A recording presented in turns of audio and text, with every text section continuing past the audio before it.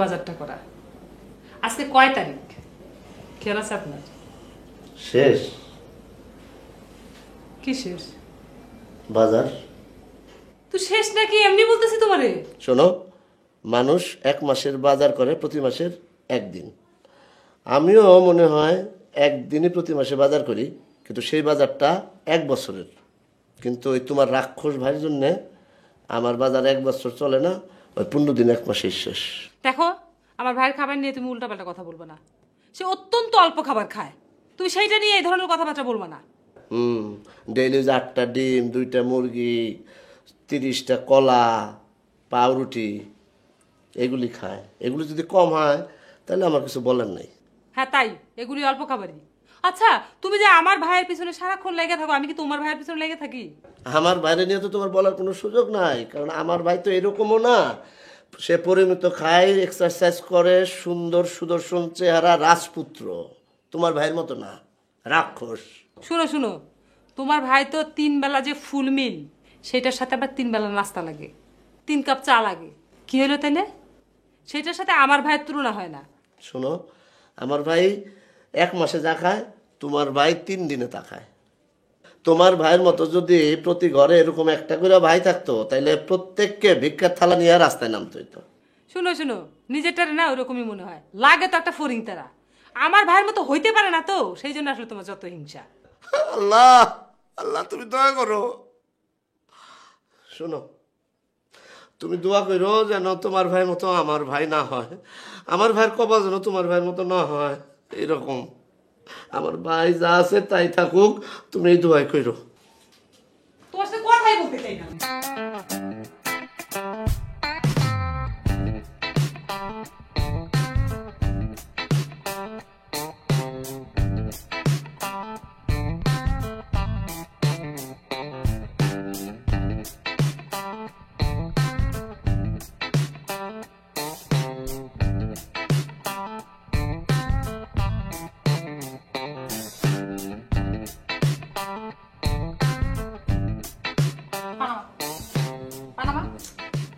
টেনশনে আছি। তুমি পা নামাও।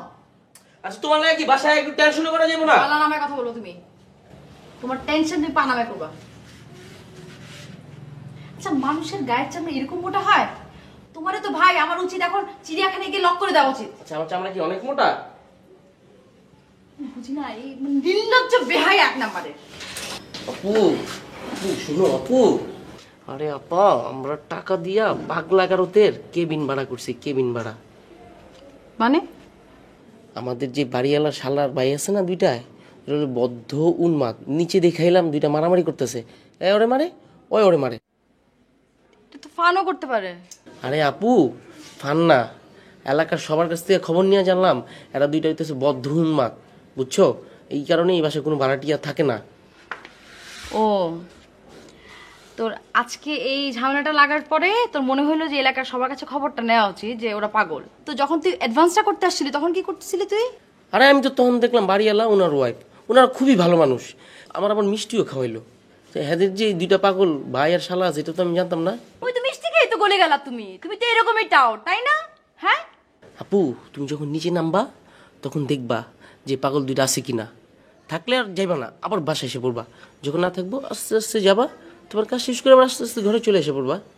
আরে আশ্চর্য, আমার কাজ নাই দুনিয়াতে? আমি পাগল বলে নিচে নামবো না? আমি কাজ করবো না? এখন কি করবা? তুই এই পাগলা ঘরে আমাদেরকে নিয়ে আসছিস, তুই ফেস করবি। পাগল ছাগল যা আসে না আসে তুই মরবি, আমরা কিছু জানি না। শোনো, তুই যা এখান থেকে। পাগলের তো মারবো।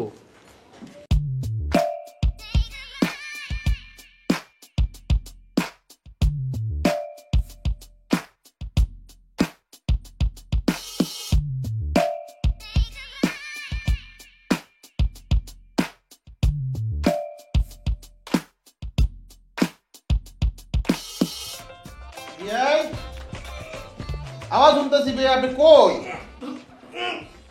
ভাই কি বাথরুমে? আরে আরে আরে